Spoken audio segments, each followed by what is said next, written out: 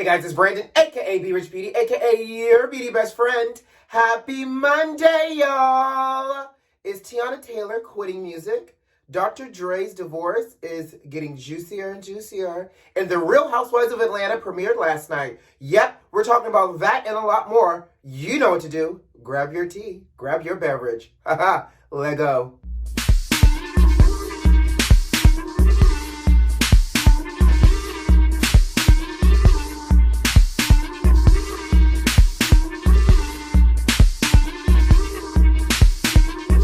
How y'all doing out there? Happy Monday. Oh my gosh, I don't know why I sound Toni Braxton-ish this morning. Well, I know why. Like, I went out for a little Sunday fun day, responsibly with my mask, had a few glasses of wine, but I sound so raspy today. Anyways, guys, can I just share something with you all real quick? So apparently I have become an unofficial cat dad, and I don't even know how it happened. And all of a sudden, out of nowhere, thin air, like Houdini magic, a stray cat appeared on my patio. So here's the thing. This cat has been on my patio. I got back from Charleston on last Monday, and I remember Monday night seeing the cat on my patio. Tuesday morning, I woke up, cat was gone. But apparently, he or she, they, like to show up at night during the witching hours, mind you. But the cat would come at between 8 p.m. and 9 p.m. every night last week. And so I saw the cat in broad daylight for the first time on yesterday. And it was interesting because the cat can't be a stray. I live on the 5th floor of my building. Ain't no cat scaling walls. I know cats got 9 lives, but the last time I checked, cats weren't Spider-Man or flying squirrels. So apparently this cat came out of nowhere. He or she is limping, and I don't know, where this cat lives, whose cat it is. So one of my homegirls that's in town she was really concerned because, again, I was shocked. The cat came out of nowhere during daylight hours. I was like, I have never seen this cat in daylight. So she was like, well, maybe, God is trying to tell you something. I'm like, what is God trying to tell me? In the back of my mind, I'm like, somebody sing God's trying to tell you something.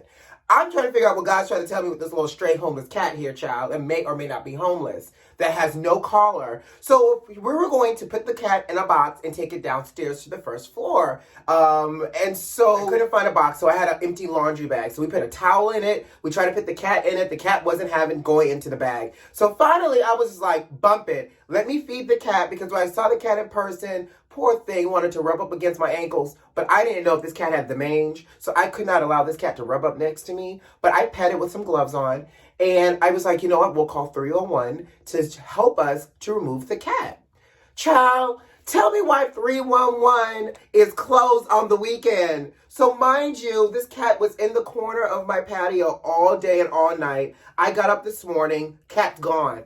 I'm telling you, this cat is trying to play me. This cat probably has a whole home and comes to me during the witching hours at night. I don't know what God is trying to tell me, but I need somebody to find their cat, because if this cat comes back today, I'm going to call 311, because the cat cries like the cat lives here and wants to be, I opened my sliding glass door, and the cat looked like he or she was about to come on in here. Baby, this is not Christmas nativity. This is not a baby in a manger. This is not a shelter indoor inn. Ma'am, sir, you don't live here. You can't come up in this house with your possible fleas and or the mange. I don't know. But anyway, guys, let's jump in. I feel like I had to share that story with y'all.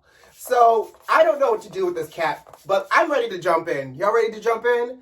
Let's talk. So TEYANA TAYLOR over the weekend did a few posts about feeling underappreciated in the music industry. And, she did clarify that it had nothing to do with, obviously, her being snubbed by the Grammys. But she mentioned that she is tired of pushing and not getting anything out of her machine, which is her label. Now, TEYANA is saying that she gives and goes above and beyond for her career and her music. And she says sometimes she just sits back and is like, why am I not doing this? Why am I not doing that? And she also said, and I thought this was interesting, that she said, I have been in the building of Def Jam. I've asked them on 10 separate occasions to just drop me. And baby, she goes, I am a prisoner. She goes, they won't drop me. But most importantly, she's tired and fed up. Now, here's the thing. I can only imagine what Teyana is going through, because I would tell you, I am a fan of her music. This last album and the other album prior with, Work This on it, got no play, no promotion. And don't get me wrong, Mama Serves a nasty music video, but you don't hear her music anywhere. And so I'm like, Teyana, if this is an issue, because sis, you should be bigger. You should be badder. You should be everywhere. Like some of the artists that we see that's everywhere, she should be there too. So Teyana's like, at this point, I'm over it. I'm tired. I need an eye cream. Hold on. She goes, I'm over it. I'm tired. She goes, everybody's talking about, but what about the fans? She goes, I hear you, but what about my mental health? And I need to make sure I'm happy and healthy to be able to support my family as a mother, as a wife. I think we all can agree, like, I don't want to see Teyana leave the music space, but at this point, she might as well leave, because even with her existing in the music space, we don't hear nothing from her anyways. So, Teyana, I wish you well, sis. I hope you don't leave the music space, but if you do, that's your prerogative, and we got us a lot of good music that we can bop and trot to. So, good luck, sis. So, are y'all familiar with the rapper? And I'm going to show my age. I don't know if it's pronounced Tyga or Tyga, but we're going to call him Tyga. The rapper Tyga, no, I guess it's Tyga. The rapper Tyga has recently made an announcement that he has started his own management company called RHOA, with 2 W's, mind you. And his management company is designed to help sign unsigned models and models that want to start OnlyFans accounts. Say what, Tyga? He wants to start a management agency that's going to manage OnlyFans content creators. Now, here's the thing, beauty besties. I don't know if I can be mad at him. We all know that everybody and their mama got an OnlyFans account nowadays, and we also realize that OnlyFans is no longer really representing what it was meant to do. And by the way, for those that aren't familiar with OnlyFans or are familiar and only watch it for their naughty exploits, now, OnlyFans was originally conceived, mind you, for content creators in mind, so that way they can be paid for their music, their creativity. Of course, leave it to us, when I say us, just the human race, to make it all nice and sultry and nasty, honey. Don't get me wrong. If I was trolling through OnlyFans, I would absolutely be there for, Sunday recipes. However, there are lots of people, and we've talked about lots of celebrities, Cardi B, Black China, Chris Brown just signed up, dr.dre. All of these celebrities have signed up for OnlyFans. Obviously, there were lots of non-celebrities that were occupying the OnlyFans space that were, internet celebrities. So, Tyga, smart. Sounds like you're running a whole adult management porn management company. You can call it whatever you want, honey, but that is too raw for my blood. Yeah, y'all better get your money and make sure he only takes 10%. So, let's get to the meat and potatoes. Real Housewives of Atlanta premiered last night. Did you guys watch the premiere? Obviously, episode 1 kicks off in June at the height of the Black Lives Matter movement and everything else, and Breonna Taylor and George Floyd. Now, I will say, this episode felt a little slow. I don't know if they were trying to set the tone with the impact of, the BLM movement and everything else that was happening during the summer, obviously COVID, but it felt a little slow. Pushing past just a little bit of the slowness, we start to see pretty much what the blueprint of everybody's storyline is going to be for this season. And I'm going to just say this. Kudos to Portia for stepping up and wanting to step into her grandfather's footsteps as a civil rights activist. She, of course, you can see lots of iPhone footage of Portia in Louisville, Kentucky, during her confessional, talking about the power of protesting and what that did to her, for her to want to go out and really utilize her platform for good. Mind you now, This is a whole leaps and a bounds in terms of growth. Because y'all remember that season where they went and took a tour of one of those Underground Railroad stops, and that heifer thought that the Underground Railroad was aka a Negro Amtrak system back in the day, and she wanted to know who was driving the train besides Harriet. Like, she physically thought the Underground Railroad was a real thing. And obviously, between then and now, since I see your growth, we see each other. And if that's going to be your storyline as you being the fighter, let it be the storyline. Side note, do you really think if they weren't filming, she would have been as active for BLM this summer? Or do you think it was a little bit of both? I don't know. You know, I always like to keep a little side eye out for judgment, y'all. But you tell me what you think. Kenya. I feel like I need a violin for her in this damn divorce. So, okay. Last season, we started to see the unraveling of the relationship. She mentioned the divorce. This season, we pick up with the same thing. Mind you now, and I get that they're co-parenting. Brooklyn just had a birthday, all on internet, them together, holding her. Great. But mind you now, she's also done like Watch What Happens Live with Andy. And she's mentioned that they were trying to work on the relationship. And now I guess, and I also, let's keep in mind timelines as well with the filming and now the airing. I don't know if I'm just a little sick and tired of hearing this whole woe is me, my relationship, my husband. First of all, she said something. Did y'all catch this? She said that even when that she would go to New York with Brooklyn, Mark would come to the hotel to stay with her.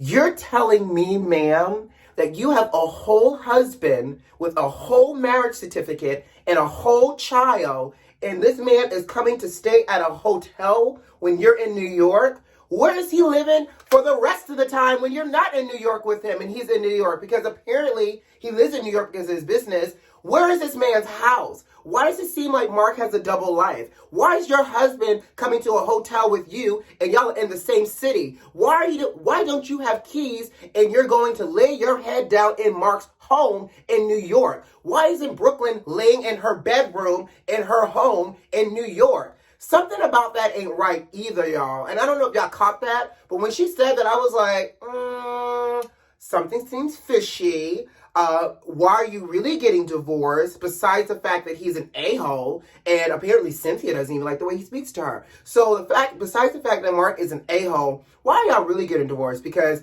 ain't no way you gonna tell me if I'm married to you and we live in two separate cities that when I pop into your city, I'm not popping and trotting and thotting and bopping up in my home that we share together in your city that I'm visiting you with our child. That's all I got to say. Candy's storyline seems a little 5 years late. Apparently, Candy's storyline, from what we see, is back child support between Riley and her dad and her starting this new restaurant for the steakhouse.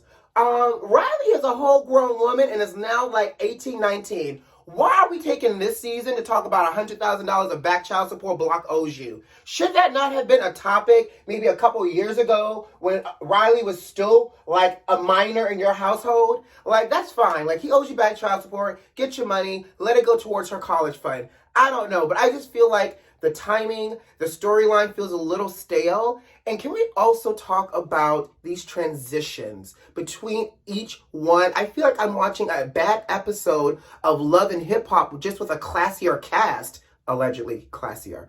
But why am I getting, and I know it's Atlanta, but why do we have to be served with trap music as we transition from housewife to housewife? That I don't know if they're trying to bring in a younger audience with the trap music transitions and keep the stale old cast. But I can't, hopefully episode 2 we'll see the new cast member, the new housewife. But I'm just like, I feel like I'm watching Love and Hip Hop here. And then Cynthia, Miss Bailey. So her storyline, we know what it is. The wedding and the planning of the wedding and the fact that they're in the height of COVID. And, you know, we're going to see, you know, the COVID restrictions and how she's going to work her way around it. We already realized Cynthia's going to give us nothing but wedding this entire season. And you know what? I'm okay with it. Let this be Cynthia's, like, her wedding season. And maybe if she chooses to relocate to LA, she could pick up with the Beverly Hills housewives. But I feel like Cynthia's time as a housewife in Atlanta is kind of winding itself down. But we shall see. Oh, and that's the recap on Housewives of Atlanta. And as a side note, obviously, Housewives of Atlanta is my favorite franchise just because I'm from Atlanta. So, you know, we're going to be talking about it throughout this entire season. But moving on, Dr. Dre's divorce might have a silver lining in the future. Apparently, Dr. Dre is tired, child. He says, I am tired and I am ready for the divorce to end. So he's trying to settle with Nicole and get this over with. So apparently, it's costing too much. So I guess he's paying part of Nicole's attorney fees. And so her attorney fees are already at $1 million. Girl, how are you spending $1 million on attorneys? I don't know. That's one of the things. If I'm going to get married, I don't ever want to see the side of divorce. But $1 million, sis? Anyways, he's paid $750,000 so far of her attorney fees. Not to mention, his attorney fees are costing him $300,000. Again, how is Nicole's attorney fees $1 million and Dre's is $300,000? Something don't add up for me. But anyways, Dre is saying that he's ready for this to be over. He's willing to settle. And he's saying that he wants, you know, Nicole to be comfortable, which is only fair. They've been married for all of these years and they have a lot of money. Like, hello, you're a billionaire, sir. But he wants her to be comfortable. Now, the only thing is Nicole now has to agree to settle so it doesn't go to trial. But here's the thing. I don't think Nicole's going to settle because Nicole is petty. She wants $2 million a month in temporary support now as it is. So what do you think a settlement is going to look like? She's going to try to take this all the way to trial so she can get as much as she can and hopefully get a jury to feel her pain and award her half, if not a little bit more, of everything you got, Dre. So you better keep on hoping and praying and wishing that she will settle and maybe you'll get the silver lining that you're looking for. We hope. In addition, Dr. Dre can't seem to catch a break either.